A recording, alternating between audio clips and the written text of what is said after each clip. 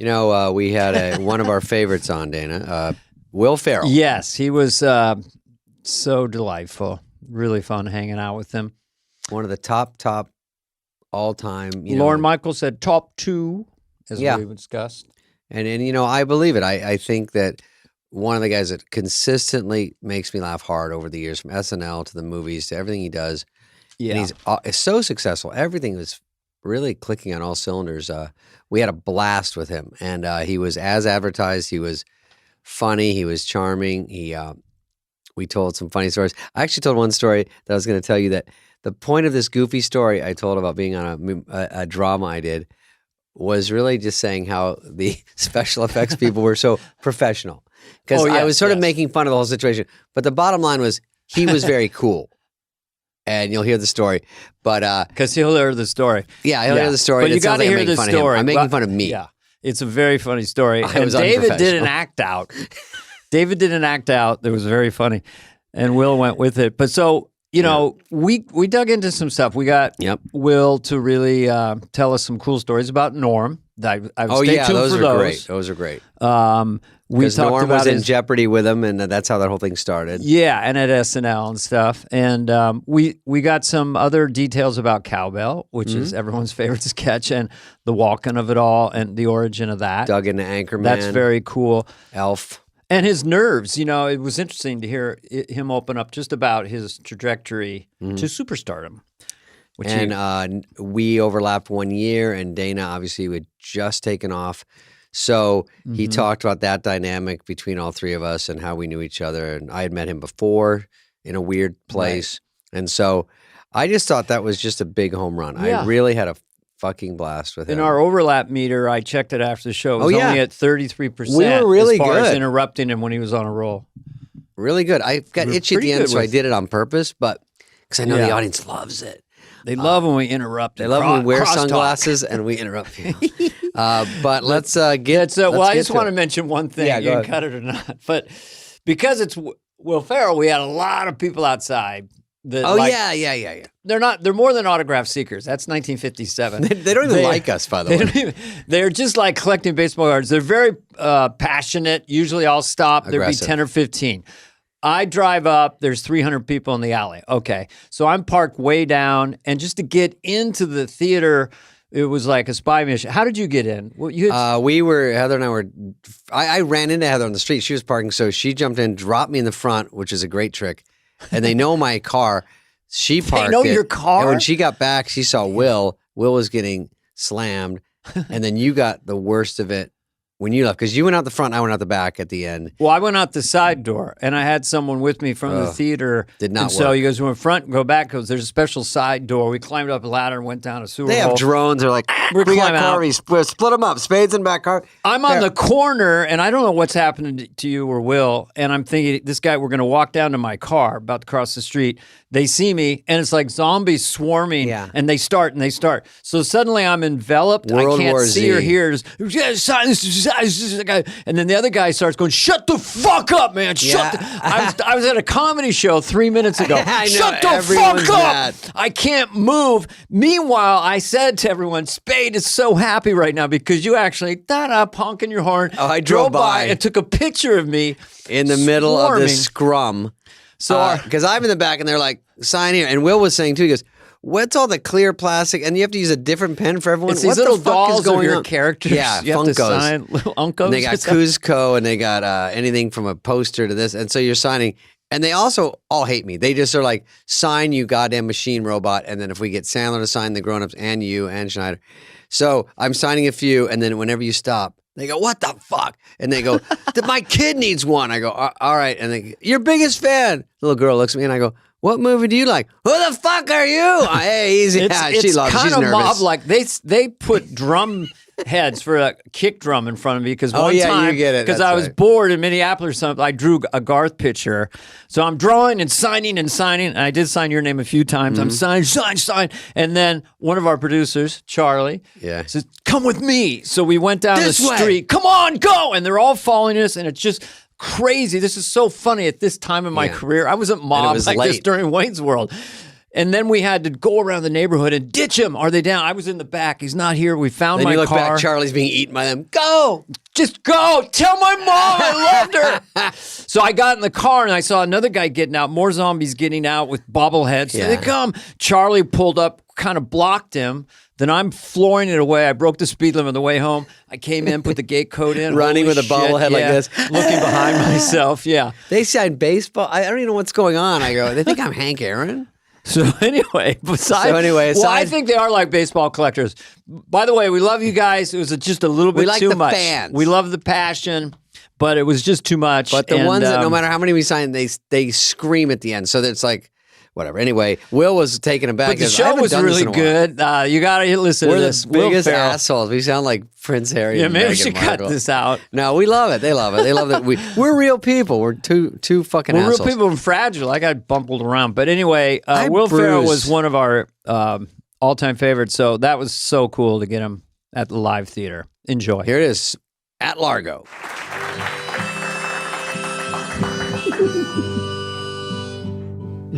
David and Dana sitting in a tree. Dana and Dave,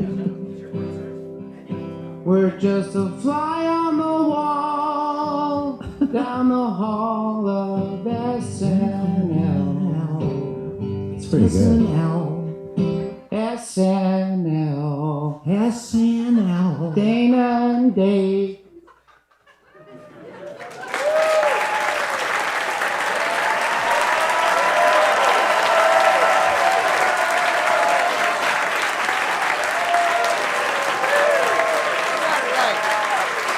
They got it. They know.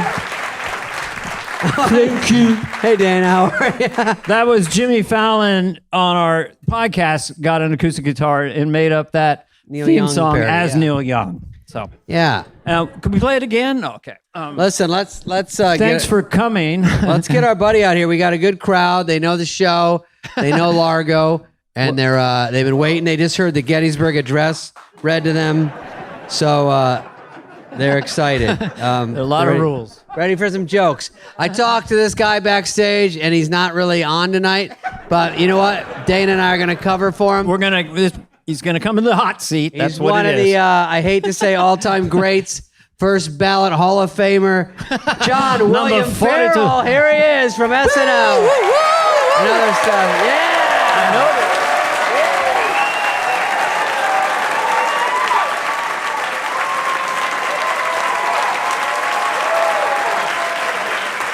All right, a little more applause than we got, but who cares? There he is. I'm going to go sideways. Test one. I'm kind of in front of you. Check. One. Will, Sibilance. Did you like they got my chair from a fucking yard sale? I was like, that chair was put together like 15 minutes ago. I'm getting a better. I'm getting a worse. Okay. This is a good angle too. Yeah, I know. Right? It's weird. To try to talk So, to Dana. Will, were you impressed when you first met me? If I lay back enough, I can catch both of you guys. I can't even see you with that. I said, come on, he's not that tall. Get him a 5'8" seat. Now he's got a bad back. Listen, I remember the night I got spinal bifida. I was at Largo. Spinal who? Oh, that was a great heavy metal band from the 70s. So, listen, we got time for all one I got. more. When was the last time you heard a spinal bifida reference? I don't know. I just think I just said it, and then I felt like it's mean because it's very like Dennis Miller. Spinal bifida. Okay, the starting linebacker for the Detroit Lions. All right. Also, too, if anyone's worried, I brought my wallet. I don't know why. Look at how fat it is, you rich. Damn, that's a fatty. That's a movie star wallet, right? That's just from Do Elf. you carry cash? I still carry cash. You never carry know. cash? Yeah. There's going to be a fun giveaway tonight.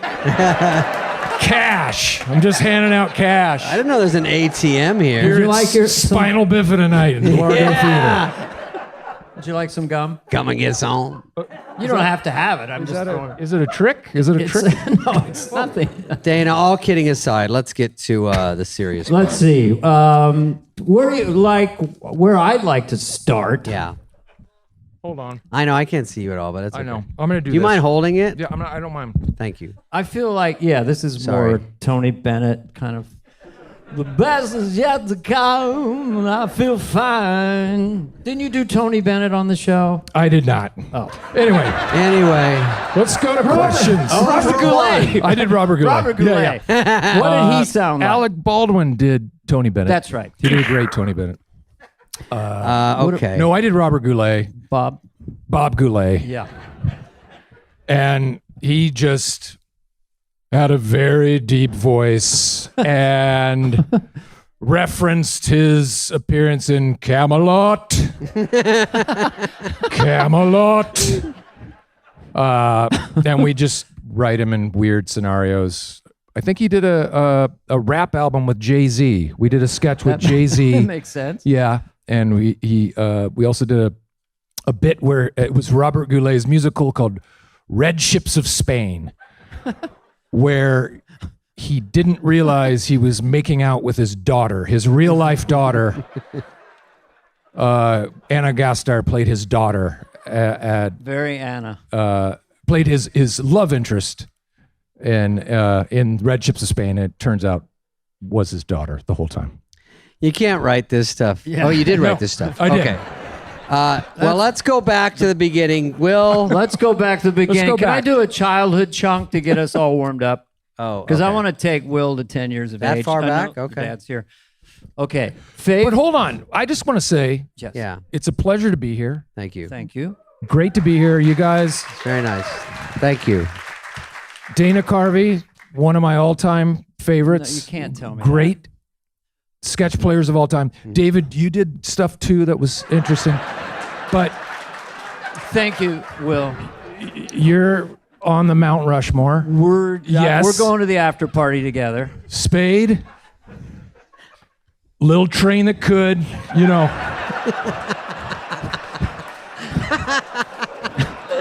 Listen, it took me a Charlie while to- Hustle Award every year at the banquet.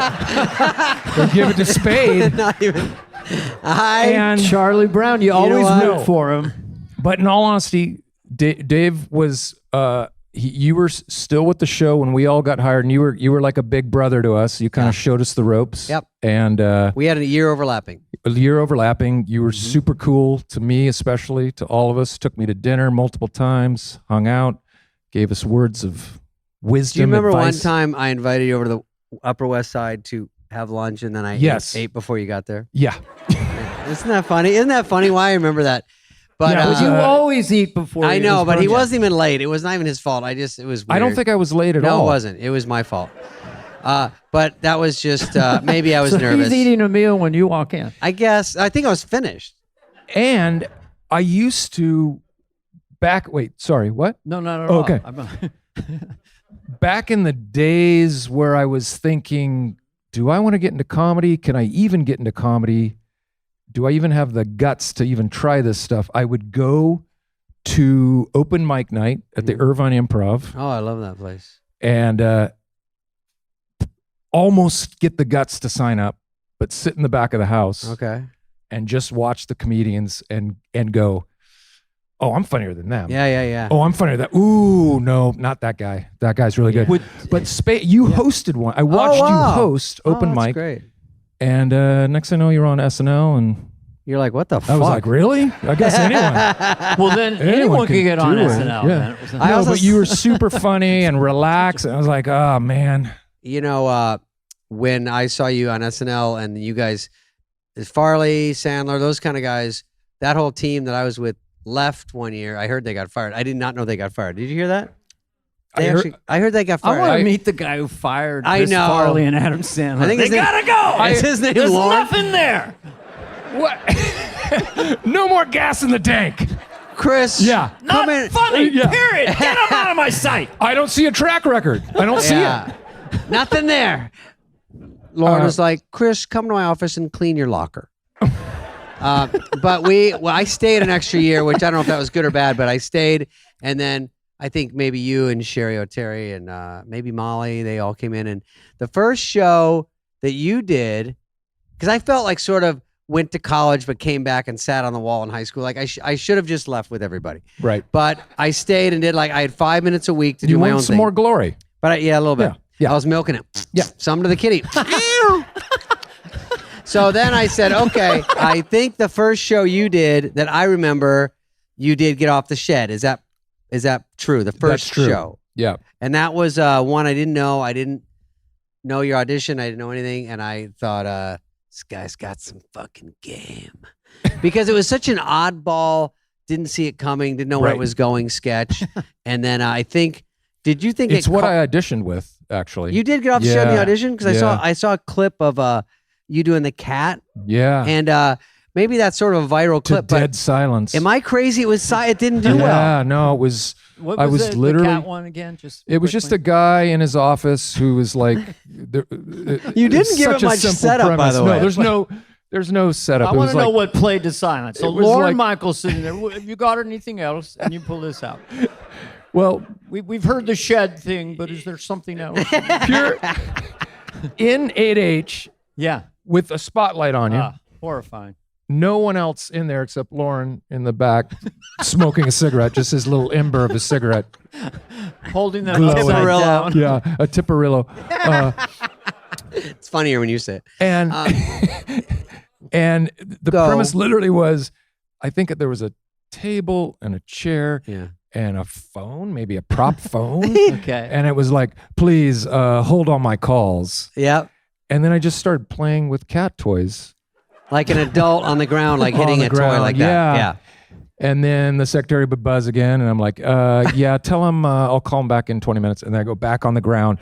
But it was to dead silence. I was shocked. And I remember thinking in my head, like, well, this is going to be a really good story when I go back to LA. And they're like, what happened? I'm like, well, I thought that would be funny to play with cat toys on the ground. They're like, wait, you did that in your audition? You're like, no, it was funny. I thought. Well, the guy who fired Sandler and Farley loved it. He loved it. Now that's comedy. Because the guy doesn't play with cats. I think I'm walking a little bit. Sorry. It was cat toys. He like lays on the ground and bats around like a piece of yarn and plays it like that. Yeah. And very funny. And I was watching it because it was like on Yahoo News. They're like, Will Ferrell's first audition. I go, oh, I don't think I ever saw this. And then you do that, and it was like crickets. I go, yeah. Who's there? Marcy and Ken Among, and that's it. That's it. Because you're not required to go to auditions. I don't think. I only went to Bob Louis Van C.K. Rye was like there. Oh, Bobby Van Rye. Yeah. Going, get him next time, guy. Yeah. Yeah, that's stage manager. Nice try, kid. So you do that. You do Get Off the Shed. Did anything do well? No, because there were no I think Lauren. Did they tape it and watch it or something? They would tape it and watch it. Oh. It was being beamed back to like Burbank at the same time. It was being. He's at Hamburger beamed. Hamlet. Watching. I'm using the technical term beamed. Yeah. It was beamed. You're being beamed. But Molly Shannon told us something about you very specific that I love. She said that when you were in a sketch on SNL and it started to tank, we're all being always. Is that you would triple down. You would go harder at it, like commit. I'd either commit or slow it down even. Yeah. And just I'd quicksand. take longer pauses in between to torture them. Lines to where the point Wally at Q card would be pointing. You have more. So sometimes he's if the shaking if the Q card guy thought you weren't seeing your line, they would point at it at the line frantically. So I took like a 15-second pause before I delivered the next line. Wally's. Yeah. You're in blue. That's you. But yeah, we would. I had this perverse thing of like, okay, audience, you don't like it now. You're really not gonna like it. I'm going to punish you for hating this sketch even more. That's Most a good would angle. break out in a cold sweat. You had some kind of confidence. But I want to talk about when I first met you, and I knew I would like you. Because you did something. Yeah. I was coming back hosting, Right. hey, watch No, out. we Hey, were kids, all- I had a couple nominations. How We are were you? super nervous and But thrilled. you came up to me Yeah. and you had a shirt. You had a shirt with a zipper, I think, and you just got really close to me, right in my space, unzipped it, and this massively hairy chest, and just leaned in with a smile. Hi, I'm Will. It was just. I didn't quite. In real time, I realized, okay, he's doing shtick. But for a second, I thought, does this guy have spatial problems? Does he just let him do his thing? He's leaning in, and that zipper came down a little more, and then the belly button. He wants you to get his scent, and then he'll relax. Musky. Yeah. But that was fun, and that was when we did. Did I do Ross Perot and you did Larry King? Because Lorne Michaels talked about that. I did a fabulous Larry King. Lorne Michaels called you out. Really? That sketch was great, and you were great as Larry King. Oh, I was so terrible. Was it you hosted, Dana? You were like, don't worry about it. I'm going to carry the whole thing. Well, I had an ace in my pocket of course. By the name of Ross Perot. Yeah. So it's the easiest laugh I ever got in my life. But I was like... All I could do is like, I'm Larry King, here we are, Ross Perot. Ross Perot, what are you? That's all I could do. I think you carried it beautifully. It was know. A precursor to Alex Trebek playing the sort of straight line. Applause. That was good. People know your cues. But being funny with the straight line, But anyway, that was fun. But I think we did Bush and Bush Jr. with I had the antlers. I kept banging the antlers. Oh, yeah. Yeah. So I'm doing George Sr., who's 6'4", and W's 5'11". So I had Herman Munster shoes like to here, and they padded me up. He's coming in as my little baby son, basically. So at one point, Will plops on my lap. Yeah. Here you are, son. How are you? If you play it back on YouTube, you hear me go, ugh. We're on a deer hunt or something. We're hunting deer. Tried to, there was because I'm rattling the antlers Another together. Time we were out hunting, and I told you to go out. So that I would get taken care of. Yeah, it was clear. Just keep going into the woods. Keep walking. And then Daddy. It was of mice and men moment. Yeah. Yeah. Right. Yeah. Well, I played Ross Perot in a rehearsal.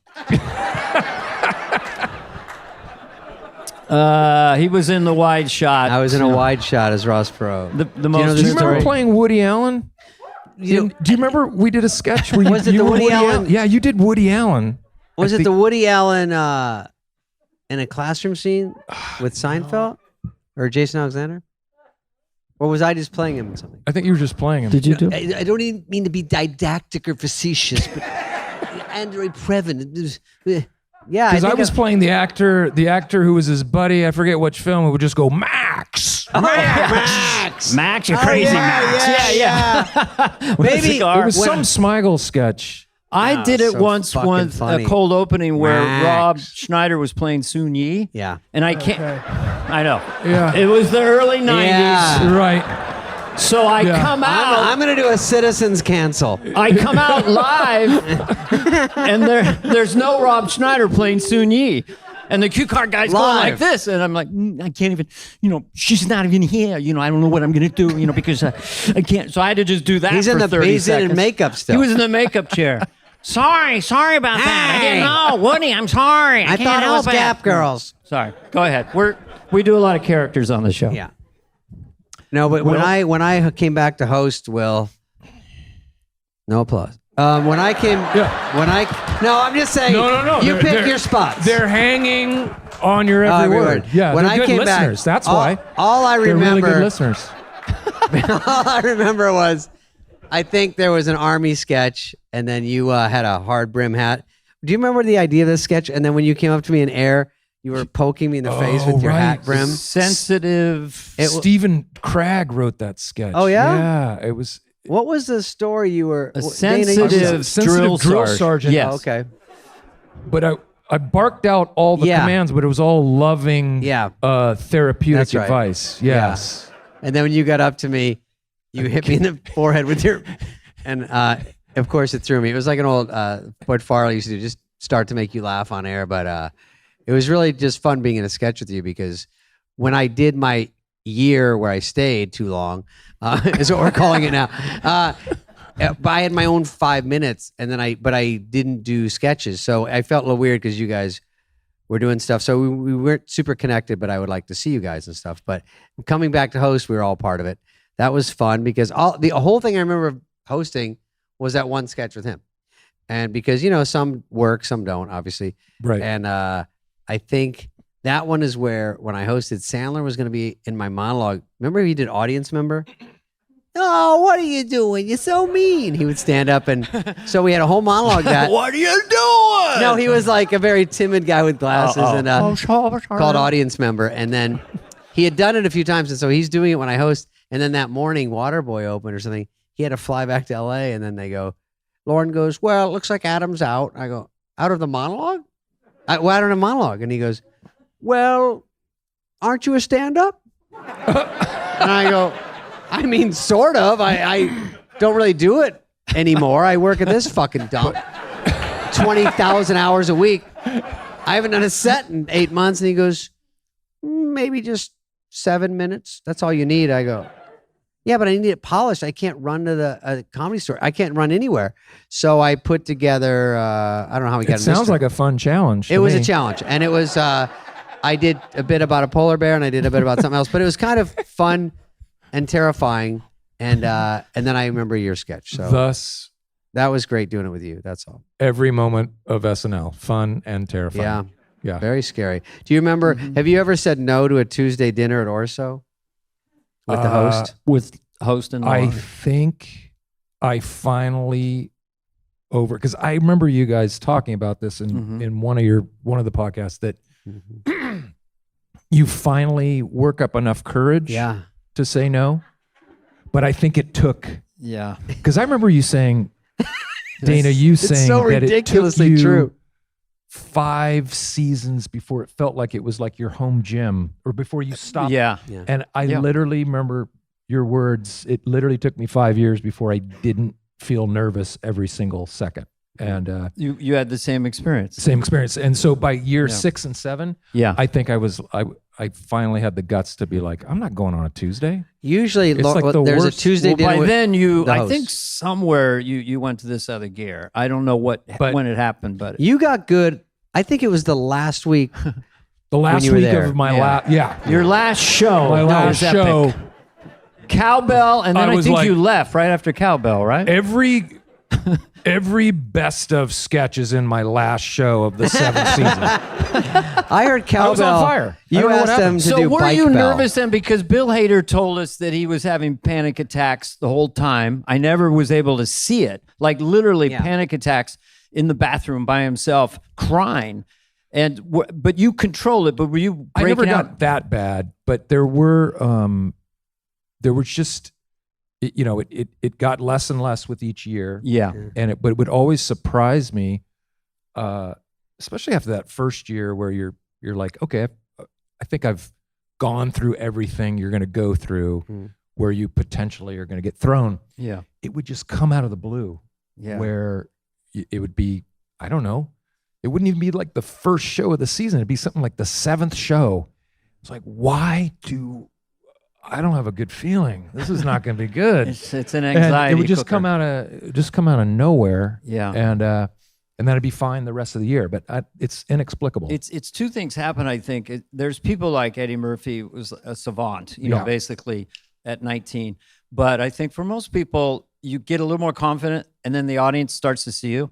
And then you get a little more confident. Right. And then finally when the audience sees you come out, they're kind of excited. Yeah. And then it builds on it. I've seen it happen with a lot of cast members over time. Yeah, that's why Lauren says with me, I was newer, but like a feature player, but do a few lines here, a few lines there, just to get them to see your face and know you're part of the situation. So then they know, okay, he's one of these guys, and then they will buy you when you do a full sketch. But you were one of the ones that, like Dana, where you came out and you had to be were you a full cast member when you started? Well, we were really lucky because that year before, got rid of all that was dead when weight. they got rid of the dead Farley weight. Sandler. Farley Sandler. Get rid of him. Cleaning out the dead wood. Myers, this clown. over Myers, here. Dana, He's good. Phil Spade- Hartman. Spade Boo! I was hanging onto the door like Titanic. John Just- Lovitz. You know, Yeah. So then fumigate the place so and you were start a- over. So we had eight brand new clean. cast members and a brand new writing staff. Very weird. So we didn't know any better.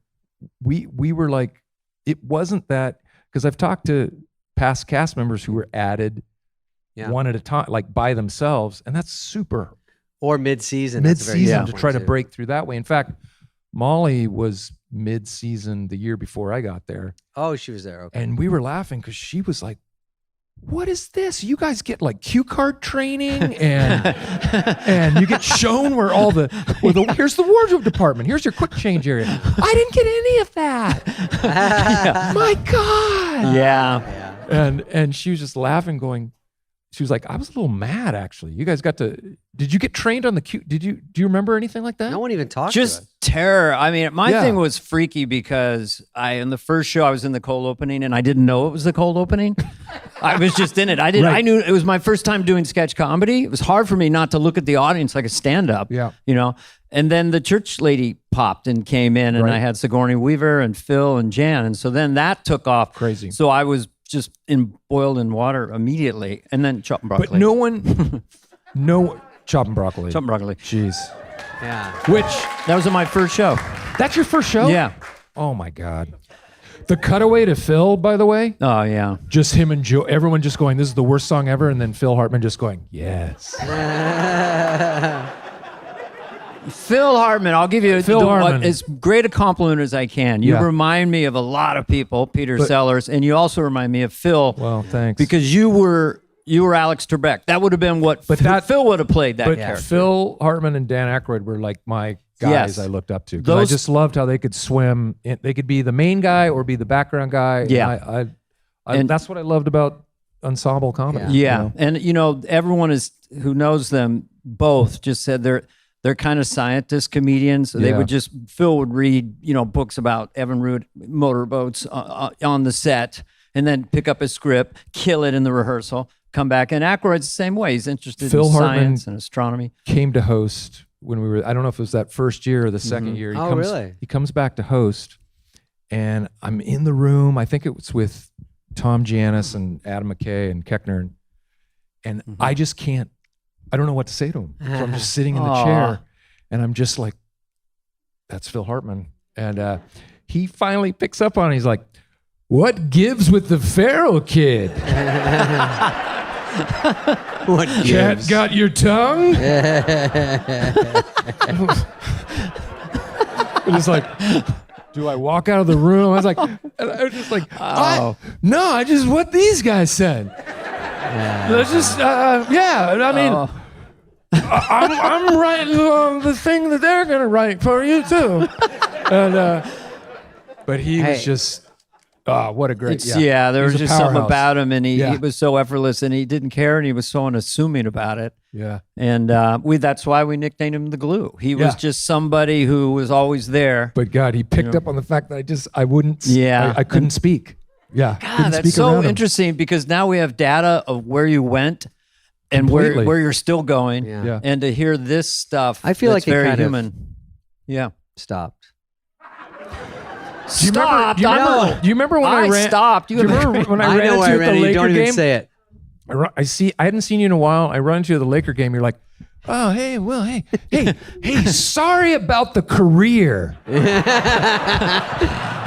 I can't even hide my jealous rage. Yeah, you're like, hey, by the way, good to see you. Sorry about the career. Yeah, sorry everything went up on a fucking rocket ship. No. Because the first time I saw you was at Butterfield and Butterfield. Oh yeah, you heard me. Oh man, he worked at an auction house that is Christie's now, I think, on Sunset. And I was buying Elvis Bonham's memorabilia, and I took my Elvis's credit card, new money, and I bought an Elvis set list.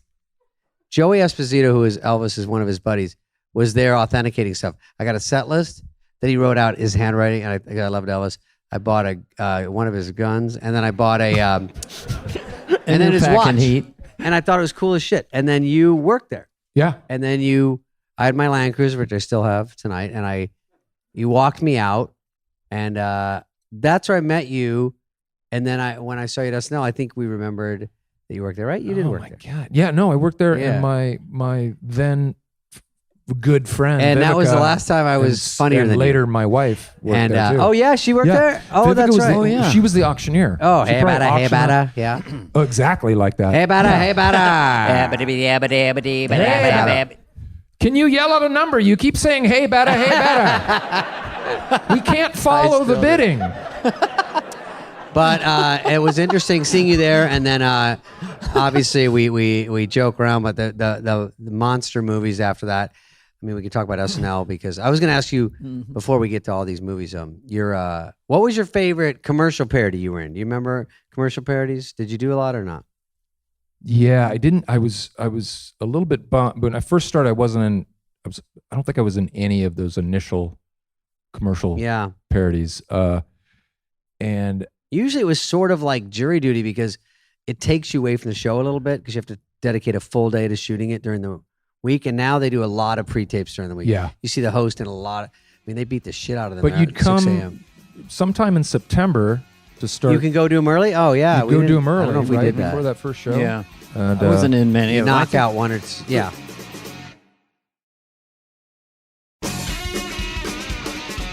One thing I'm just quickly very interested in because you think everyone knows everything about you, but what was that transition from USC to the Groundlings, and then how long at the Groundlings till you got on SNL? How fast did you get on SNL from when you started trying to be a comedian? I graduated SC in '90.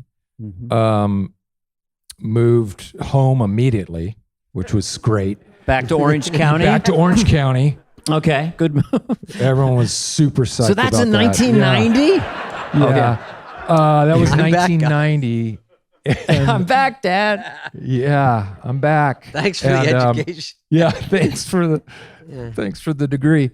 And I then was going to try to be a sportscaster. That's what I studied at SC. Mm-hmm. I was going, but at the same time, I thought, I better try this comedy thing Give it a shot. if I'm gonna give it a shot. Because So that was from a childhood sort of I was just inkling, always- prankster and all yeah, that. always liking it, but too afraid to try it. And that's when I started taking classes at the Groundlings, trying some stand-up comedy. Pretty darn good. Yeah. Did you ever play the Cannery down in Newport?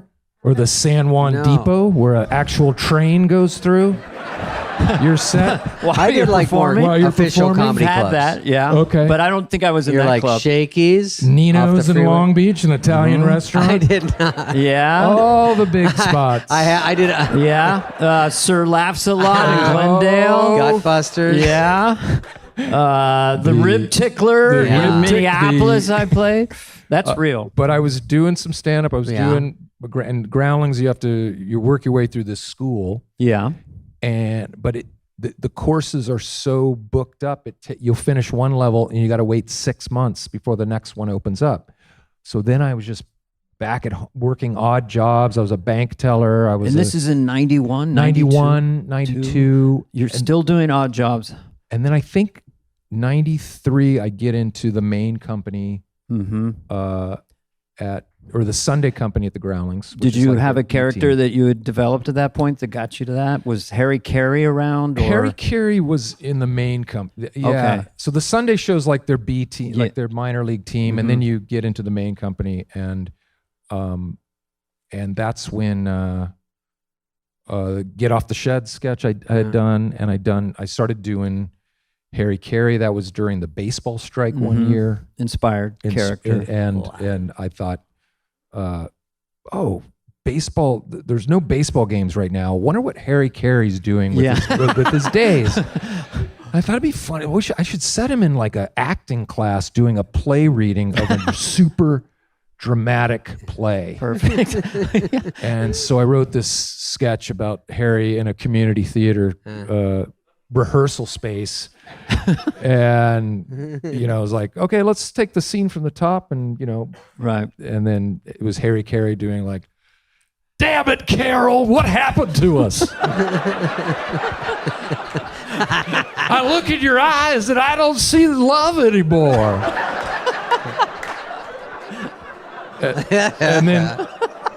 You disappear. Your face from this angle. That's funny. I didn't see Will for a second. That was.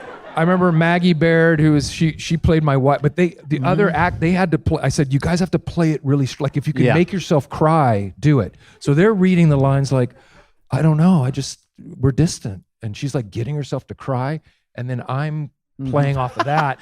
It was madness, but. The audience, I knew it was working when the audience was laughing at without any knowledge of who Harry Carey was. They'd just be like, "Who's that crazy guy you do with?" They just sounds funny. But so I'd done that, and by that spring of '95, that was when we'd heard SNL's looking to recast. So it was pretty fast. It was like 2 years. Did you have anybody in a position of authority, a mentor, or someone at the Groundlings, or someone who pulled you aside at one point, said, I think you really can do this? Or it was a really supportive. I mean, was everyone sort of giving you feedback? Was it more supportive than SNL? Well, I would say typically yes, but the group we had at the show, we were kind of like, you got kind of lucky. We got lucky. Who was in that group? That would have been Molly and myself. Chris Kattan? No. Chris Kattan came later. Anna Gessner. Anna came the next year. Sherry. Oh, Sherry O'Terry. Weren't you? Norm was doing Tim really? Meadows. So Tim, Jim Brewer. Wow. So Nancy everyone Walls, went on from there.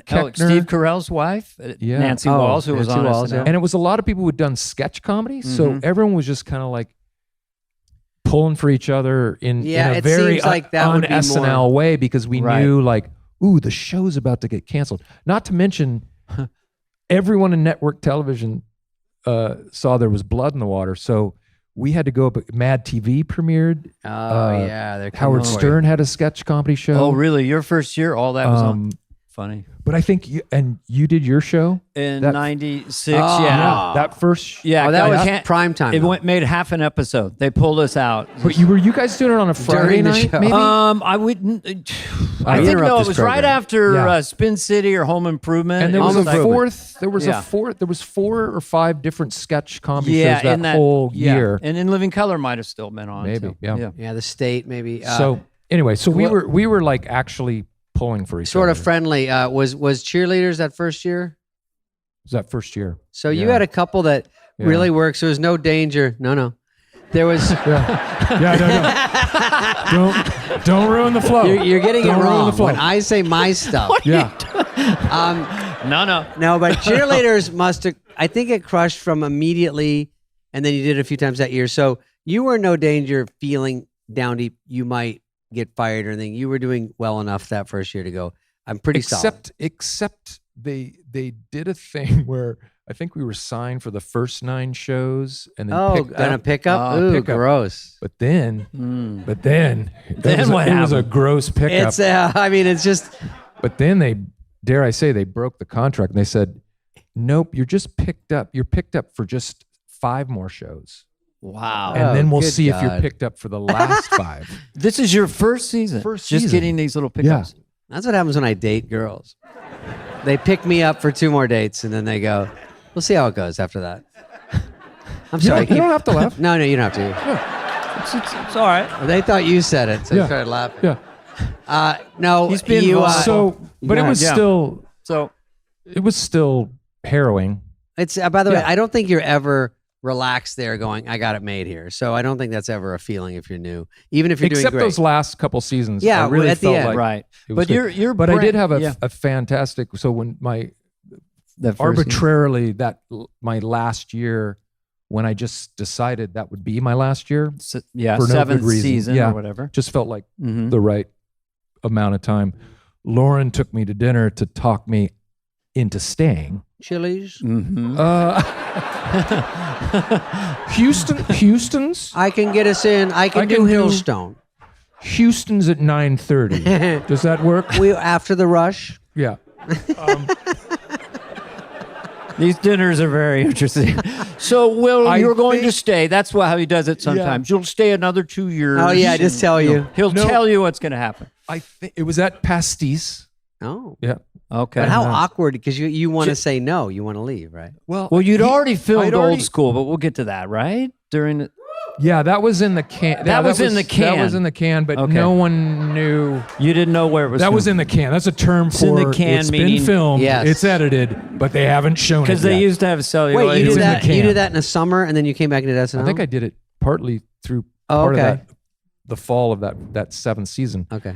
So how did Lauren pitch you? Lauren said the most. He said, "So, I understand you're thinking about leaving, and I would just suggest this: you're at a high point right now,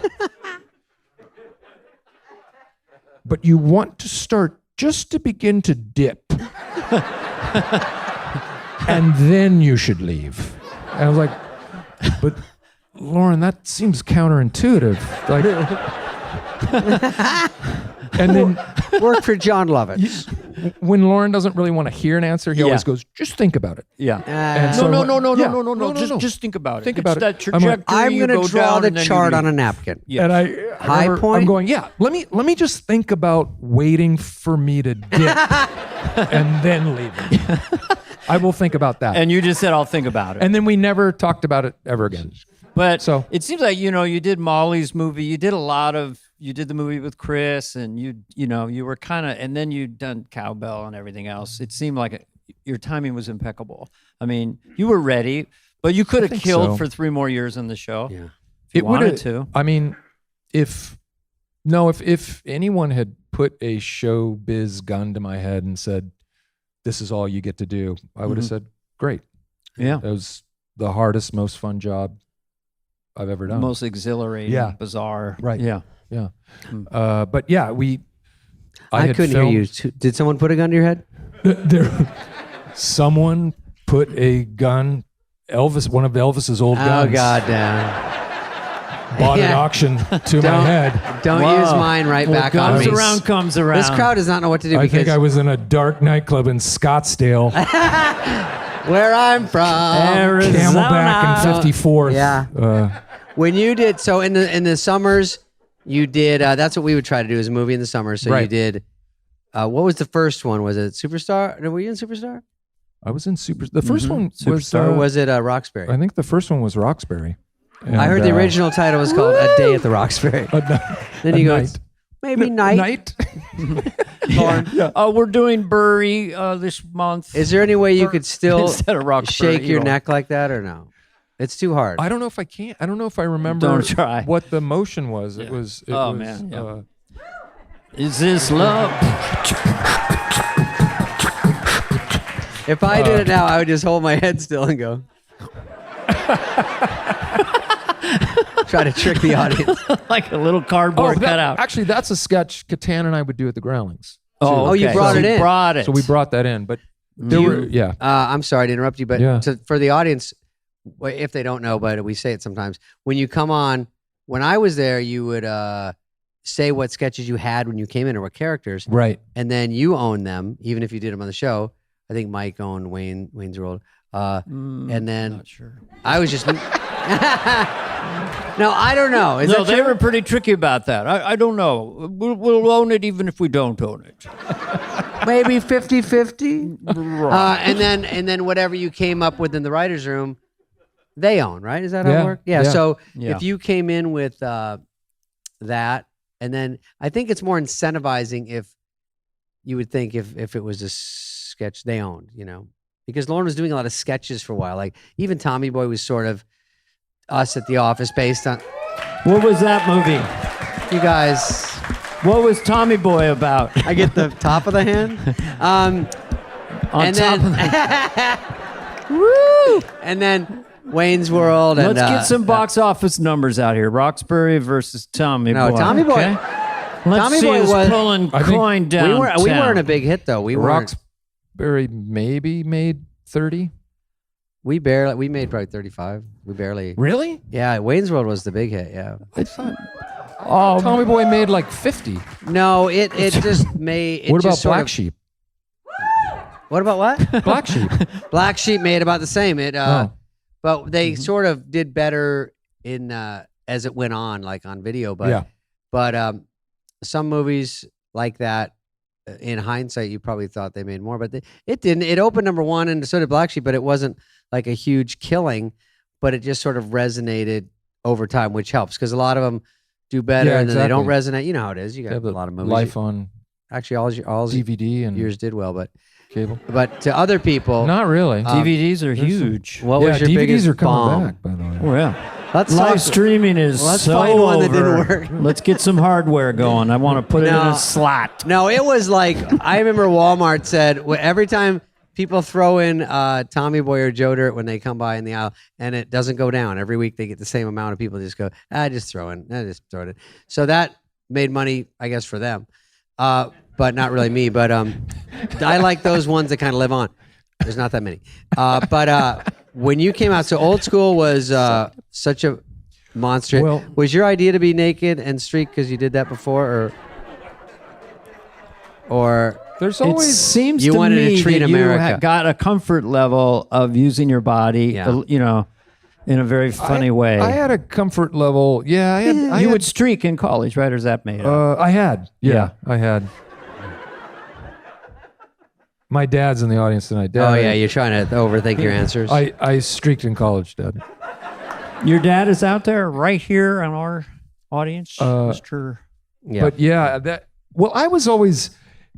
That was the thing I loved about Chris Farley. I just Chris remember. would do it I remember too. thinking, okay, I'm going to meet people that are just as funny as me and people that are much funnier than me. But they won't be able to outcommit me. It was like my promise to You were a myself. committer. Well, you Yeah. fulfilled that So- promise. I don't think anyone committed harder. I had no problem taking my shirt off during sketches and things like that. But I do remember reading the script for Old School and reading that joke, and there's sometimes a disconnect that you read it and you go, that'll be funny, until the day you actually have to And it's at perform it. And you come out of your you're like, trailer. What are you wearing? A robe, or what do you? How do you come out of your trailer? To shoot this. And we Little were marble shooting. bag? Will, Yeah, it's a time little, for the run down the street. little marble sack, Yeah. as they say in the industry. Yeah. We shot it here in Montrose. Anyone from Montrose here tonight? I've only heard about Anyone that on remembers weather the reports. band Montrose? But yeah, we shot that right out here near Altadena, and I just remember we were shooting in front of a bunch of storefronts, and there was like a local health club, and there was all these yuppie people working out, getting their power walking in, and I said to the PA, like, has anyone told them what's about to happen? Because I'm in the robe and I got the marble sack attached to the crucial area, and does anyone know I'm about to drop the robe? And I'm like, do we want to tell? And, some kid on a headset, like, what? Huh? Yeah. I don't know. We want to get real reactions. Okay, back to one. I think that we're going to film it now. We're ready. That first take, I'm running. And I'm trying to I'm like, honey, we're all going straight. I'm hearing off in the distance through the window of the health club, oh my God. oh. Hey. So many pubes. And then we shoot it, we cut, we reset. Another take. He's not going to do Another it again. take. There's like one old guy in there still power walking. Extra. And by the third take, health club totally cleared out. No one wanted to watch me run naked down the street. How many takes? It was probably more than we needed. Camera from behind and from behind. Crane shot. Got to bring in the Super 50 Techno. Yeah. Side shot. Yeah. And then camera in the car where I go in butt first to sit down. So yeah, bunch of Dana, takes. I know this is supposed to be about Will. I remember Bunch that of movie. Dana, Funny Will, as can I hell. tell you one embarrassing story? Yeah. Oh, here we Just go. remind me Take of a walk. I have to move for this. Okay. It's not worth it at all. But we'll take it out later. So this is embarrassing because one movie I did called Warning Shot. It was sort of a drama, and there was Thank you. Warning shot. That's when you played the kingpin, right? Oh yeah, I was a bad The guy. drug lord. So I was a drug lord. Dana, I knew you'd see the trailer. So You sent it to me. So there's Dana. We're taking this all out anyway. It doesn't It's matter. all Say being whatever. I gotta watch Warning Shot. So, well, watch it on the plane. I wanna So put it in my notes. Here I am, and you got it down for sure. Warning Shot. Warning Shot. Okay. And I don't want to give the whole thing away because everyone's going to run home and watch it. Directed Warning Shot. I don't know if we had a director. I realized halfway through we were just all talking. AI directed it. So they said there's a part where I get squibs, lingo. So there's a gunfight. You're gonna get shot. So they have to They have to. And it's the fake blood. Squib me up. So they Yep. put like little, Pepsi ACs on you that blow up. You know what I mean? Like whatever. But Yeah. they have to. I don't know if it's electronically. They Yeah. have to tape it to you. Right. And they actually makes a spark or something. A little So they small explosion. Right. Yeah. So they tape a couple here to my bird chest, and then, but I'm at lunch eating a burrito, and then they go, "Hey, shooting after lunch." I go, "Okay," but like you, I don't even think about it, and then I go, "Oh wait, I have to." This guy's coming in here. So the special effects guy's got like a ponytail, this kind Always. of guy. He comes in, hey. And it's like a sound guy never that's in their your fault face. when it's never their fault when it goes wrong. Yeah. He goes, Yeah. we're going to do these and you might feel a spark. And if there's a full fire, we'll address it then. And I go, okay. Which means it's happened before. Which means it's his first day. Yeah. So he goes, they just pulled me off this other thing. Home Depot? Yeah. So, so he goes, okay. So he wires me up like shirt off. And then they go 1, 2, 3, 4, let's say. And then they tape them down and now they stick them on. And now they have to go down my pant leg. And then, you know what I mean? Like out the back, the wires. And then the guy has like a little blow up plunger. Yep. So I have to put my pants on over that. So these are on here and they go back like 6 feet to him. And he's like, got it. And then in my trailer, and then I delicately put my shirt on. They go, ready for you. So I start to walk out and he's following me. And then I start drifting off on the way to the set going, what are my lines? Blah, blah, blah. Take that, dag nabbit, or whatever I'm saying.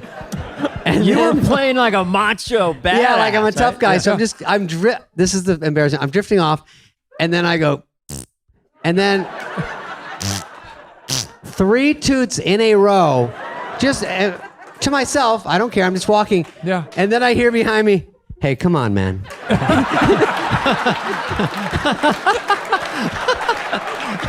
I forgot he was 6 right feet behind you. and already leaning over. Hey, come on, And man. because I'm first team, the worst thing you can say is, "Come on, man." He wanted to bust my fucking head open. And he goes, "It's cool, it's cool." It's cool, But it wasn't yeah. cool. It was so horrible. I couldn't apologize, but I had to laugh so hard first because it was so uncool. And then he's walking through. And then guess what? The squibs went wrong after that. Because Squibs were a relief after that. I just walk on the set. I go, "Are we ready?" And he's like, "Blam!" And I'm like, he's like, "Oh, early." It's usually the indignant special effects person Yeah. who they get mad at you even though they didn't have it hooked up right. Yeah.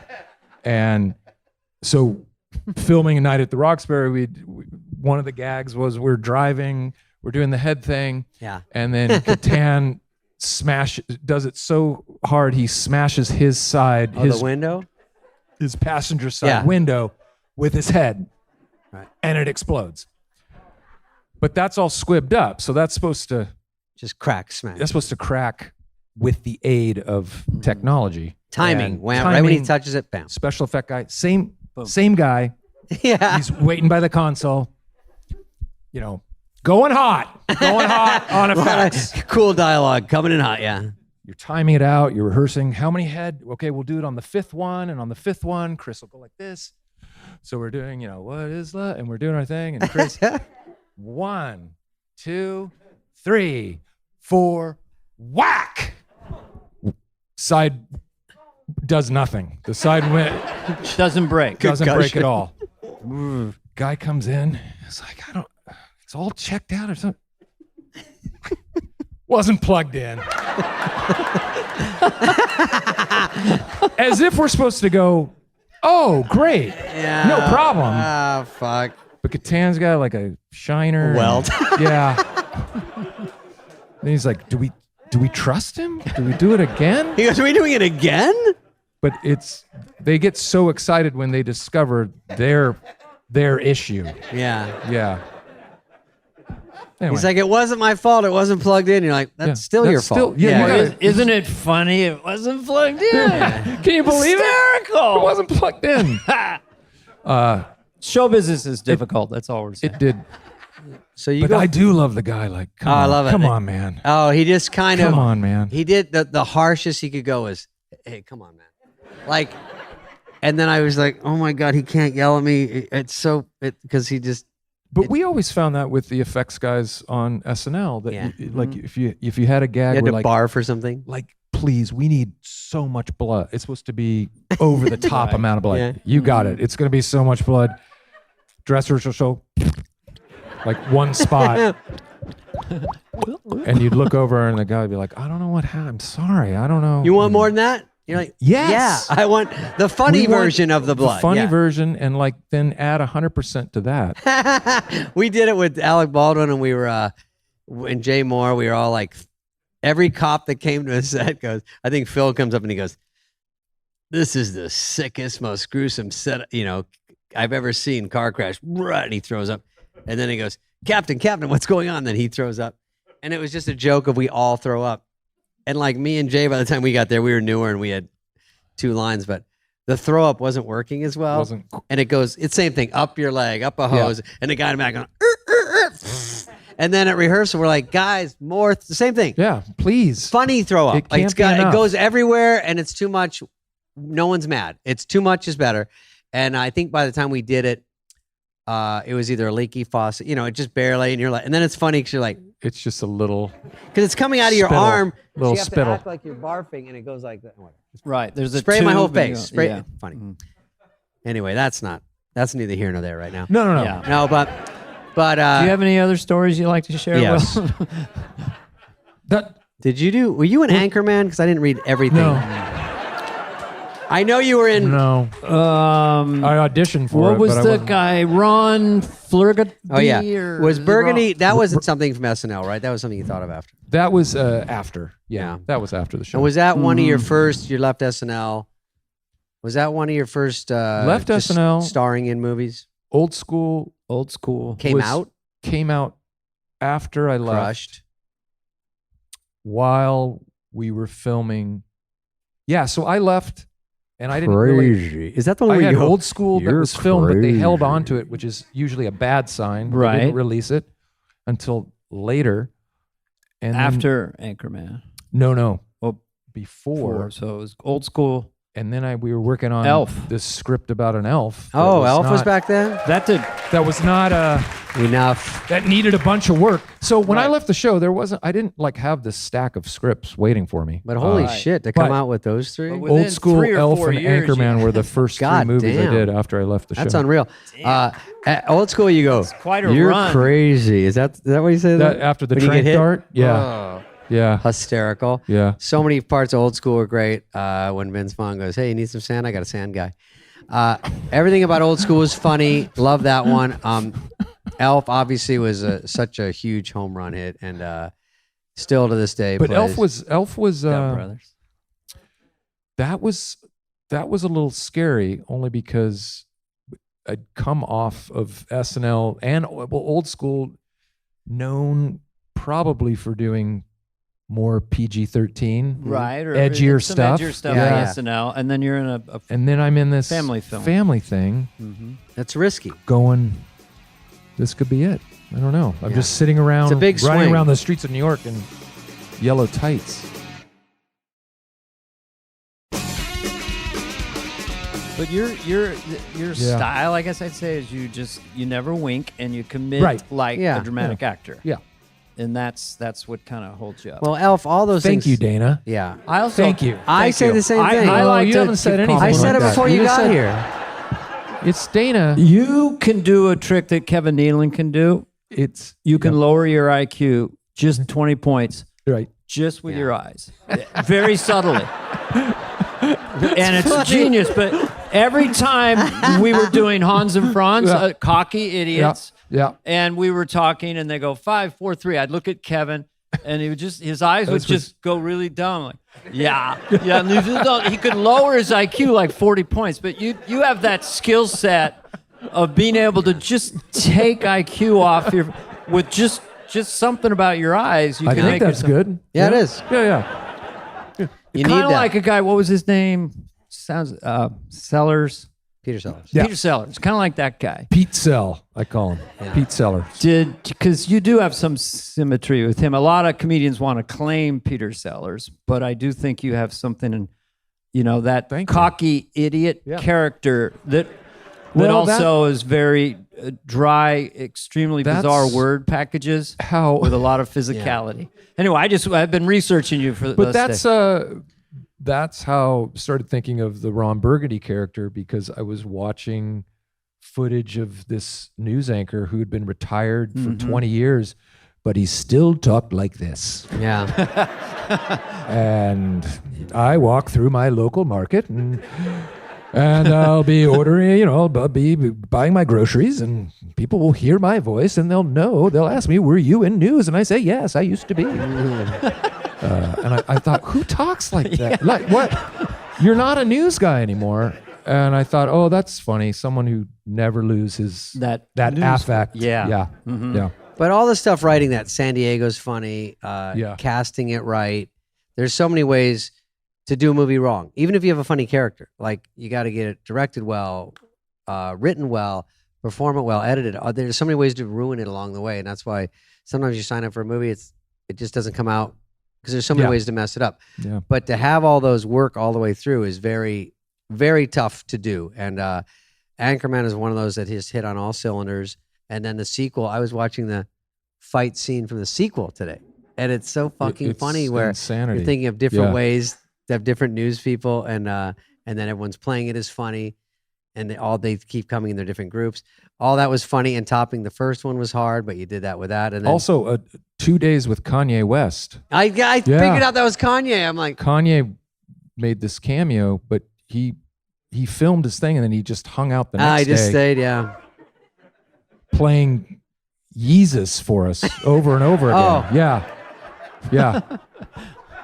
Whether you wanted to hear it or not. Yeah. That's demo jail. Yeah, it was wild. Interesting. Yeah. Wow. Yeah. It's funny. I used to be, whatever. I had a guy like that, and he would play his album over and over. In the car, and then in the house. And then you didn't want to say, no, you already played it for me. But I'll listen to it again. Give you another shot at it. Yeah. That was funny because I saw Kanye. I was like, oh my God, is that Kanye? Like, was he around back then? I guess he was. He must have been pretty new. No, it was. Yeah, he was pretty old, I think. One of the other. Whatever it is, whatever the answer is. Yeah. But so Anchorman, you're also your it. bandmates on that, which you've worked with a lot. Paul Rudd. Yeah. Who's awesome, obviously. Yeah. Steve Carell. Carell's so funny. Carell got a great funny part, Keckner, it was a great group. Keckner. And McKay, who we'd met at SNL. And it was a... you guys just really knew what you were doing. We just felt like we were playing with the house's money. Yeah. And,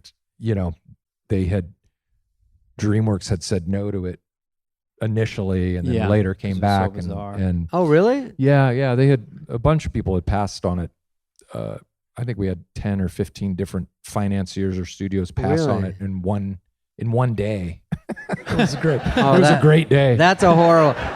This is McKay and I calling. Did you hear about this one? Yeah, that's a pass. Okay, good. But you go excitedly pitch it to everyone, and then you just hear pass. Just hear the call should be coming in. Pass. Oh my God, that's sickening because it almost doesn't ever work after that. If one passes, it gets like a stink to it. Like the other one's here, and they go, oh, something's bad about it. Oh, we don't want it either. So you do that. Is it what happened? Elf came out or something, and they go, oh, well, we'll risk it now. No, it was Old School. Old School came out, and they thought, oh, wait, we have this other script with him. Now we should do something. Now we like it. Oh, now we like it. Hey, that made money. Yeah. Let's do a chart, and then we take it back. We take it back. We like the thing about the newscasters. That thing. But we were trying. They just couldn't wrap their heads around it that it'd be funny. And I was trying to say it's kind of what Austin Powers will be to the spy genre. It's like But anyway, so when we finally got to make it, we were like, let's just hurry. Let's just shoot because they may shut us down at any point. When movies do the best, feel like that's, and then it was one of those where I'm guessing, the last couple takes, do whatever you want. Just keep doing shit. God. Just act stupider and stupider.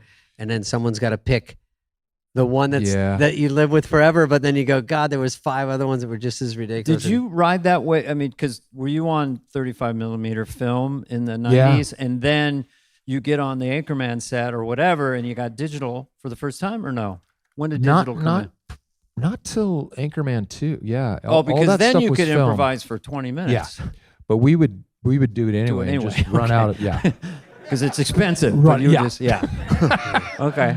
And but yeah, we would just go until we heard that film run out, and go to the line producer and just say, you got to, can you give us cover here? We just need more film stock. I don't know what else to say. Yeah. And luckily the studios usually, once you got going, they were okay. Or they see the dailies, they know something's happening. Yeah. And Talladega Nights is another monster. So that one, no questions. Just wanted you to get the applause. Yeah. No. And Blades of Glory. Riley, was that one of the first with Riley, or he was also in? I saw. No. So John did the table read for Anchorman, and we really wanted him to be in it, and he had to go do Gangs of New York or something, some bullshit bullshit Scorsese thing. And I'm out here, priest. So, but it's good you guys wound up in that. Oh, and Step Brothers. So you guys round up in those, and so these are consistent, successful comedies, which isn't easy. Very, very hard to do. Yeah, it's been big hits. It's been good, which is why it's just fun to use your guys' podcast to announce my retirement. Yeah. And so should we be honored? Do you feel like you're hogging all the good movies or something? Give someone else a chance. Yeah, I want to let. We should do a remake of. I've already forgotten it. The farty blood guy Warning character. Shot. Warning Shart? Warning Shart. Yeah. Your joke. I didn't. Yeah. Warning Shart? Yeah. Yeah. Let's do a shot-for-shot remake of Warning Shot. We could put a little more money, get a director. Get that same effects guy. Yeah, the effects guy. That guy's still around. You ever have the sound guy get in your face? Hey, man, we're just going to wire you up here. I'm like, sir, I got it. They're like, it's going to go right down your pants. A lot of problems. Go up your butthole. And I'm like, where does it need to go? You want a waist? Or you want an ankle? What do you want? What do you want? This you want an ankle? What do you like?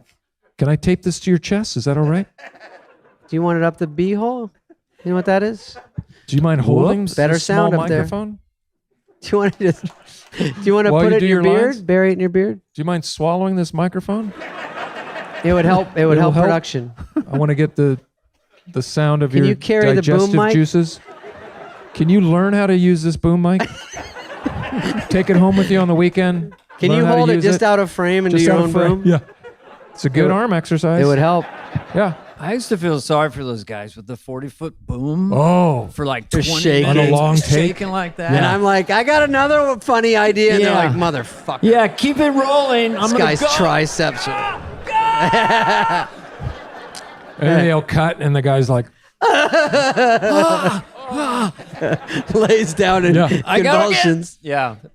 We got it easy. God damn it. Oh, I have a question. I know, about, but don't you? Yes? Don't you feel this? You'd be fired from every single job on a movie set except for the ones that we get to do, right? Oh, like a real movie? That's what I feel like. Well, I mean, it seems like you were all most of the time working with like-minded spirits and. No. I mean, as an actor, all the other jobs are so much harder than just. Oh yeah, totally goofing around. Right. Yeah. I would rather just goof real around job? and have someone shoot it than. I could never do a real job. Is that what you're talking about? No. Wait. I didn't know. Doesn't my question make sense? Yeah. No, I'm just saying, between like camera, director. Yeah. Well, sound, I didn't all know these other jobs. Yeah. To be an actor, it's like that's the hard. easiest one. Oh, that's why they all hate us. Because they go look at you and they go, look at you coming in here, tra la la. Oh, do you have to memorize 3 lines? Yeah. And they're like, I'm like, give me a minute. And they're like, he's coming. You know, it's all that stuff. And they're all waiting. And then you walk out. Can I get a quick spritz of Final Net? All right, ready. Final Net. Final Net. That goes with. Isn't that Final hairspray? Spinata. That's what my mom used to Final have. Net. Yeah, kid. Are you? Is that one of your guys' sponsors? Final Net. Yeah. We have Hey, our Drakkar sponsors and are here. Final- I think. Show of hands. Now, when you, I'm going to your jump around sponsors? here. Yeah. I'm going to jump around here. Gonna Wait a jump second. around. Rapid fire. Norm was in Jeopardy with you a lot. Yeah. Any funny Norm stories or anything about Burt Norm? Reynolds. Yeah. My God. Because that was brilliant. Hysterical. Jeopardy again, one of the big sketches that one of Huge those SNL big sketches hit. everyone remembers. Yeah. Always funny. Daryl was funny and Norm was great. Yeah, the best Norm story was, I think it's the one where he comes back, he's wearing a big foam cowboy hat. Yeah.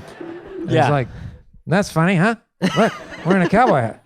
And anyway, there's some beat where I have to be super exasperated with him, and I yell at him, and we get out of the sketch, and Norm comes running after, and he's like, hey, well, everything okay? I go, yeah, why? He's like, you seem kind of mad at me out there. I'm like, no, Norm, we've done it. This is like the 4th time we've done the sketch.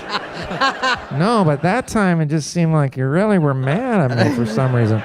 I said, no, we're good. That's very Norm right So there. funny. That's his Yeah. sense of humor. Yeah, he seemed kind of mad there for a moment, right? But he was not, I don't think he was doing a bit. He wasn't doing He a might bit. have, he might have been serious that He you were also screaming. was very sensitive He in was that way very too. shaken. Yeah. And then Because you can commit hard and you probably scared him. another great Norm story has nothing to do with Quebec. Was, and Catan told me about it. They were on a flight together back LA to New York.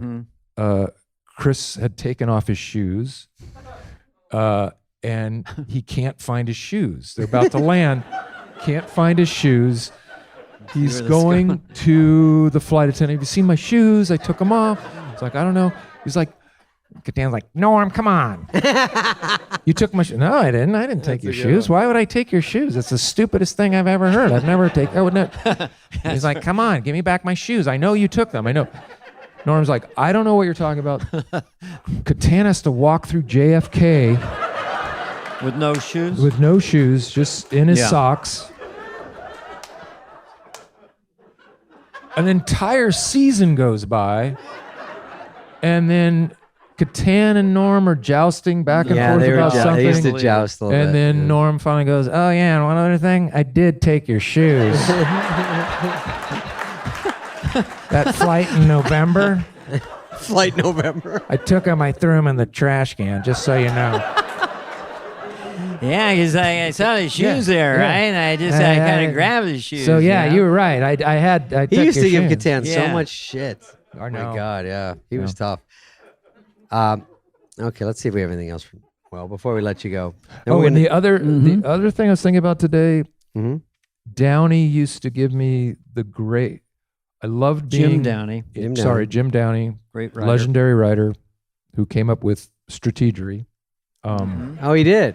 Strategic. I had the 18-2 writing for me on, Yeah. with Al Franken yeah. and Jim Downey. Totally. Yeah. But Downey, I loved being in Downey sketches for a number of different reasons. But the best was between dress and air, and he'd do it every single time, and I would laugh hard every single time. He'd go, "Great job, take it down about 1,000%." And then I would just yes and I'd be like, yeah, okay. Yeah. And he's like, I don't know what happened. You must have gotten into your big juice or something. But he would literally tell me to take it down 1,000%. Worst advice, yeah. Did you? Made me laugh every single And he time. would never say he's joking. Yeah, No, yeah. yeah. Yeah. I remember one time I did a joke on Hollywood Minute about with jokes, they had some had a little more of a, some were clever, some had a little mean streak, but I did a Jim Carrey one.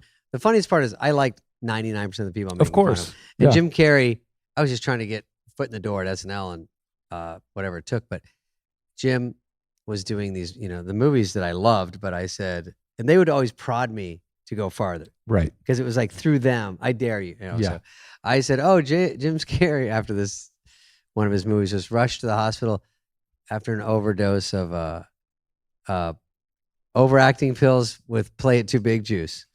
And the crowd just stared at me. And it was too soon. Don't mess with our fucking guy. Yeah. Jim Carrey. And I was like, no, I love, And anyway, that was cut after Dress. But Dress Rehearsal was but that was those guys. And they would write me the roughest because they Hollywood Minute jokes at like the rewrite table. They go, Jim would be like, no, you would never. Well, no, you're too much of a pussy. And I go, no, I'm not. What? And then he'd tell me, I go, yeah, I'm too much of a pussy. I'm not saying that. He goes, of course, because you're a pussy. And I go, why? But it was all whatever he wanted to say and get the anger out and get to me. Well, then they hide behind the whole thing. Oh, I know. That's why it's so funny. They get to say whatever they want, but I would have to sort of temper it. But always funny. I mean, they're just fucking around. Wait, one last Norm Macdonald story. Yeah. Sorry. Love him. Do you remember the Mama Celeste frozen pizza commercials? No. Yes. No, I don't. And it was this, and she would say, Abundanza. Abundanza, yeah. Which is a made-up marketing word. There's no word in the Italian language. I thought that was genuine Italian. Yeah. And one day we're sitting around in the writer's room having lunch, and we're doing a bit where I'm like, hey, guys, this lunch is pretty good. Abundanza, right? And everyone goes, yeah, abundanza. And Norm's sitting there like, Norm, come on, just say it. Say abundanza. Like, no, I'm not going to say it. I'm like, come on, Norm. Just say it. Abundanza. I won't do it. I'm not going to say it. We get like 15 of us like, come on, Norm. It'd be rude now. We've all said abundanza. You should just say abundanza. No, I don't want to say it. I'm not going to say it. I won't say it. He never would say it.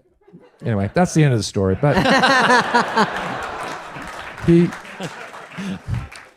yeah. All right. Well, I think we were going to have a few people just like his ask a question. Hey, a penny saved is a penny earned, they say, right? That's like 100% return. You can't get that anywhere. Is that what he said? I was just talking on the phone with Norm, you should bury some money, right? Because then later on your relatives will dig it up and they'll have money, right? He just had the driest, funniest vibe. I didn't have a TV the first year I was on the show because I just didn't buy one because I thought I'm never going to be in my apartment. So I'd go and watch the NBC sports feed on like a Sunday. Right. Norm, of course, is in there. And Norm enjoyed gambling on sports. Sure. And we were watching some game and I'm like, ooh, got to watch out. University of Cincinnati. They're pretty good in the mud. He's like, really? And I go, yeah. I think they're like 750 winning percentage in rainy games. I didn't know that. Yeah, okay. Logs it away. I think we're doing a bit. Right. There's no way. How do I know that stuff? Yeah. Week later, Norm's like, you cost me $35,000. I'm like, doing what? What do you mean? Cincinnati, University of Cincinnati. And I'm like, what? You said they were really good in rainy. I'm like, you bet on? I was joking. And you bet that much? Yeah. Yeah. Why are you telling me that amount too?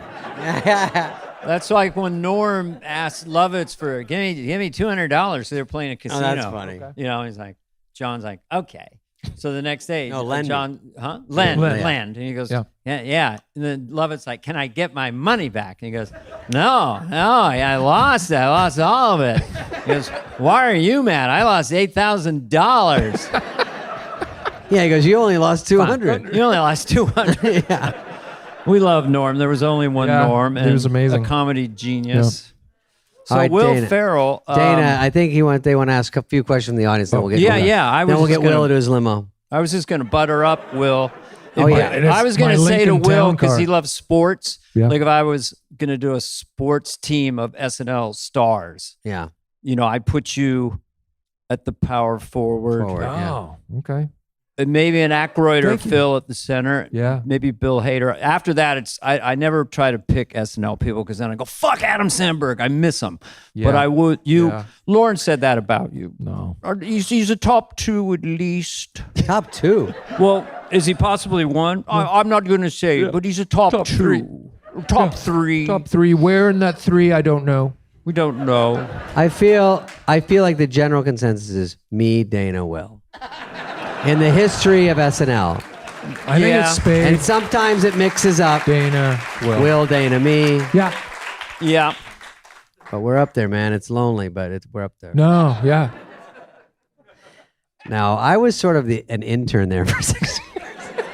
David Spade plays the little engine that could, but you've had an incredible career. Who did World Missy? 800 million minutes. Missy. Yeah. 800 million minutes. That's how it goes now. 6 billion minutes. Everyone's That's like, a hit. That feels good. I don't know. It sounds like a lot of minutes. Yeah, 6 It's billion. the biggest film in Chile.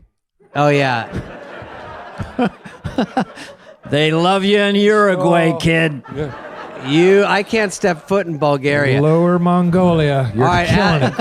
go out there. We're going to ask Will. We'll give 4 questions from the audience, and then, Will, you don't even have to answer if you don't want. Just make them feel stupid.